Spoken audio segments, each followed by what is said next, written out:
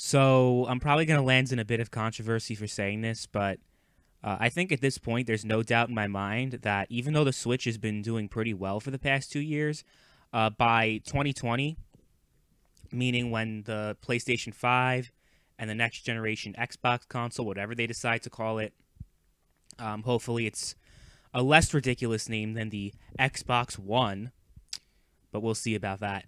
But by the time those consoles come out, the Switch will pretty much be an irrelevant console. And it's, besides the obvious reasons that it's going to be new hardware, it's going to be more powerful hardware, and the games, obviously, that are going to come out on that console will not be available on the Switch. And I do understand that Nintendo's trying to appeal to a different market, and they're saying, oh, well, the PlayStation and the Xbox, they're not our competition. It's trying to be like a broad market appeal console that appeals to kids, adults, entire families. That's what Nintendo's always been about. But Nintendo has always done the best when their console has had third-party support along with first-party support, and a very successful gimmick. So let's look at the Wii, for example. Everyone was crazy in 2006, 2007 about the motion controls. Even 2008, people couldn't get enough of the motion controls. But a few years later, the Wii was pretty much irrelevant, even though it was still selling. It was mostly selling during the first 2 or 3 years of its life cycle. Around 2009, 2010, the Wii was almost a dead console. The reason why it still kept selling is because it was pretty much, went way down in price because the hardware was so inferior to the new consoles. So it was cheaper. So when parents buying a game console for their kids for the holidays always went with the Wii because it was cheaper and, it was more appealing to children. They had more kid-friendly games. And the Wii essentially did well because, yes, they did have those killer first-party games like Super Mario Galaxy, which, kind of helped keep the system relevant because they released Super Mario Galaxy 2 in 2010, and that kind of helped keep the console going for a little bit longer. But as we all know, with the Wii U, it takes a lot more than first-party support to make a system do well, because the Wii U had the first-party support, but it didn't have third-party support. And the Switch is mostly doing well because of the first-party games, in addition to people going crazy over the Switch's gimmick, the handheld gimmick, combined with the motion controls, because the Joy-Cons kind of have like a motion control thing, right? But literally, they're just like half of the exclusive games on the Switch are just re-releases of Wii U games, and the reason why they're doing that, it's smart, because the Wii U had such a poor install base. The people are going crazy over Switch because the gimmick is doing better. It's resonating with people more than the Wii U tablet gimmick had. And it's also seemingly doing better than that of the motion control gimmick of the Wii, because you look at the sales numbers of the Switch right now, first 2 years of its life cycle, compared to the Wii lifetime sales at this point of the Wii's life cycle, and the Nintendo Switch is actually on course to outpace the lifetime Wii sales. But my ultimate prediction is that that's not what's going to happen, because the dynamic of the two console generations, the 7th gen and the 8th/9th gen, I don't even know what you can call whatever generation the Switch is on, because they just released it, but the new consoles are coming. So I think that's another big mistake Nintendo makes, the time that they make the consoles, because while it does great at first because there's no real competition, it's a new console. That's honestly another reason why it's doing so well, because I guarantee you a good portion, probably most of the people who own a Switch also own a PlayStation 4 or an Xbox One, or some other console. And granted, there are a few casual gamers that probably don't have any consoles and just have a Switch, but I guarantee you that a good chunk of Nintendo Switch users also have another console. And the reason why I'm bringing this up is because that's honestly what attributes to what's really attributing to the Nintendo Switch's sale. It's like it's a hot toy right now. It's, oh, you can do it on the go, you can do this and you could do that. The gimmick's hot, the games are hot, and because it's a new console, it's kind of like a hot commodity. The reason why the Nintendo Wii U was such an abysmal failure is because the Wii U was released a year before the PlayStation 4 and Xbox One, and at that point, the graphics were really outdated. Like, even in 2012, when the PS3 and the Xbox 360 were still chugging out games, graphically, the 7th generation of consoles at the end of its life cycle, and this happens with every console generation, but really, you really started noticing this around 2011, 2012, that these consoles were really behind technologically. So when the Wii U came out, people were like, okay, and they also didn't have that strong third-party support. They didn't have the third-party support, and they also didn't really have strong first-party support. And ultimately, the Wii U faded into obscurity when the new consoles came out 1 year later. Well, that's one parallel that we'll be seeing this generation, because the new generation of consoles are coming out around early 2020 to late 2020, they're saying now. At first, I thought it was going to be late 2019, because at that point, it would be 6 years since the new consoles came out. So, that's the standard. So when people are saying, oh my god, it's too early, it's really not. It's actually longer than some generations. So, I think you're going to see that again with the Switch, is that the Switch is already technologically behind. It struggles to run games that run on the base model of the Xbox One, and the Xbox One is already very technologically behind. I'm talking about the original OG Xbox One, the really fat one that looks like a VHS player. That is really technologically behind. And then the Switch, it can't even keep up with the original Xbox One.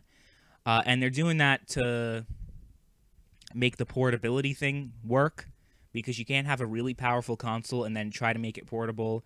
It would be way too expensive, and it's cost effective, but considering that I think this handheld gimmick has even less longevity than the motion control gimmick, because the motion control gimmick was something new. This whole idea of the Switch is that, oh, it's a handheld and it's a home console. Okay. The problem with the handheld is that it's not a viable handheld. If you actually played handheld consoles back in the day, if you played the original Game Boy, you played the Game Boy Color, the Game Boy Advance, the Nintendo DS, you compare the portability of those consoles to the portability of the Switch, it seems like a step backwards and not a step forward. The Switch can't fit in your pocket, has a 2-hour battery life. As a handheld console, the Switch is an absolute joke. Shouldn't even be taken seriously as a handheld console. And I think over time, people are going to realize this and say, well, it's not even that portable. Because if the whole appeal is to buy the Switch because you could play some of your favorite games on the go, I'm like, okay, that's cool, but this new console's coming out. It's able to play the newest games, because the Switch, even current gen games aren't coming to Switch because they can't handle it. I remember, Red Dead Redemption is not on Switch because I don't know if it's because of technical problems or just because they don't see the market there, but I'm pretty sure technologically, Red Dead Redemption would struggle on the Switch. Same with Grand Theft Auto 5. The reason why games like Fortnite are able to make an appearance is because they're not really that impressive on a technological scale. Warframe also. These are games that could easily be ported to the Switch, but other games, not so much. Doom barely chugs along, especially when you're playing online. They just released a patch on the Switch version that kind of makes it a little bit better, but it's still not great. I remember WWE 2K19 on the Switch was an absolute joke. Not 2K19, 2K18. Just abysmal. Frame rates were so low, nothing worked. It was just terrible. I think that the Switch using cartridges was also, I wouldn't say a mistake, because they had to obviously make it fit for the handheld, but that's probably going to bite them in the ass also down the line. The Switch is ultimately just a technologically inferior machine from the beginning. And that's okay from the beginning because it's still a new console, still a hot commodity. And, you know, you had games coming out on the Switch.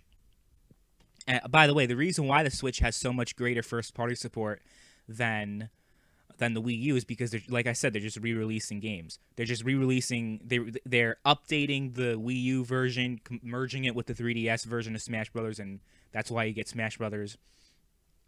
Re-released Mario Kart 8 instead of making a new Mario Kart. Out of all games, they're remastering New Super Mario Brothers U. That's literally the remaster nobody asked for. I can guarantee you nobody was thinking, wow, they should remaster Super Mario Bros. U. I've heard people saying they should put Mario Maker, but not Super Mario Bros. U. Like, what? So, I think it'll come to a point where, you know, Nintendo's obviously going to keep, you know, coming out with great games, but they just did Zelda. It's going to be years before there's another Zelda. And at that point, the Switch will be dead in the water. It'll probably be a while before there's a new Mario game because Mario Odyssey just came out. And what else? What else are they really going to come up with that's going to really make people buy the Switch? That's really going to push consoles, because it's going to be a very long time before they come out with new games that are compelling for people who don't own the Switch and want to play they want to play the game that's exclusive on the Switch. I'm trying to think. Like, what games are coming out in the next 2 or 3 years that's going to be like, wow, are going to be real system sellers? Honestly. I mean, because in the next 2 or 3 years, it's going to be too late anyway. I don't see the Switch beating the lifetime sales of the PS4, beating the lifetime sales of... It'll probably beat the Xbox One because the Xbox One was a failure. But it's not going to beat the lifetime sales of the Wii. It's not going to beat the lifetime sales of the PS2, definitely not. It's not going to become the best-selling console of all time. Are you kidding me? It's just not going to happen. I think the Switch is going to be selling like hotcakes for the next year into the 2019 holiday season. But if the new consoles come out in holiday 2019, forget it. It's going to die even sooner. But I just don't see it maintaining its relevancy. I just do not see it. The gimmick has no longevity to it. It already is kind of clunky. You know, some people might be saying, "Oh, they're going to release a Switch. Maybe they'll release a Switch Mini. Maybe they will do that." Okay, fine. But you still have this problem of the reason why the Switch was so hot is because it was a new commodity, and then you're going to have these new consoles coming out very soon.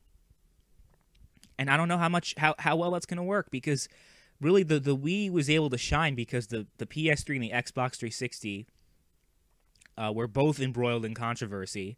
The PS3 was sold for $600. Even the most hardcore gamers wouldn't pony up that kind of money for it. The Xbox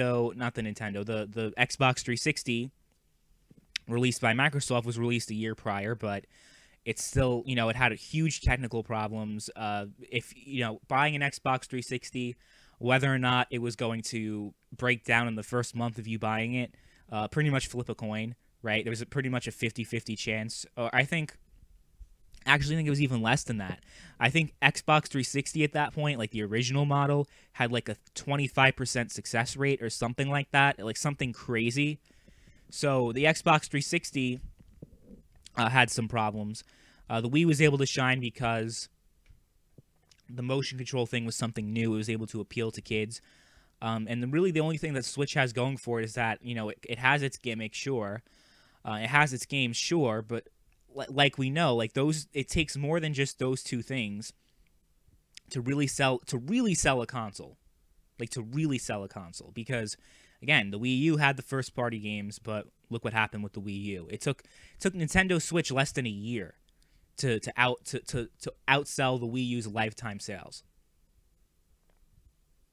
So, yeah, I think around the beginning of 2020, we'll start seeing a huge decline in the Switch. I think by the end of 2020, once the new consoles are settled in, maybe early 2021, the earliest, the Switch will be completely dead. And I'm sure some people are going to be saying, well, 4 years is a good life cycle for a console. Yeah, I guess. But at that point, the new consoles will be out already, and then Nintendo will just always be one step behind its competition. That's the problem with Nintendo, really. It technologically, it's always one generation behind, and they release their consoles at such weird times that their console becomes irrelevant very quickly. The Wii U is a great example of this. The Wii was released alongside the other consoles, so it worked out. The other consoles sucked, so the Wii U was doing good for the first couple years. But once the PS3 and the 360 got its shit together around 2008, 2009, that's when the Wii sales plummeted. So, I also think in the current generation of, always being connected to the internet, and Nintendo still having very poor online infrastructure, I think that's going to be another big thing that kills the Switch, because even third-party publishers that want to release a game on the Switch, considering the Switch has such poor online infrastructure that really can't utilize some of the features that developers and publishers want to, exploit to generate profits off of their consumers, like, microtransactions and all that stuff. Because the Switch, really, like, who the hell wants to play their Switch online, honestly? How many of you honestly enjoy playing the Switch online? And I'm not saying that the Switch doesn't have good online games like Warframe or Splatoon or games like that, but, like, using the Switch, like, as an actual, like, online platform. Who actually enjoys the platform? The platform sucks. The PS3 online was better than the Switch online. And the Switch doesn't seem that much better than the Nintendo Wii and the Wii U. It's 2019 almost. And the Switch is still so far behind its competition that it's laughable. It's a joke. So, yeah, give it like a year and a half, give it 2 years, and the Switch will be completely dead in the water. I honestly can't see the Switch surviving 2020. Obviously there's still going to be games put out on it, but yeah, it's going to be completely irrelevant very soon. So just be prepared for that. I know a lot of people are going to be upset about this video, but it's just the way I see things. Don't expect any longevity out of your console. Don't expect it to last too long.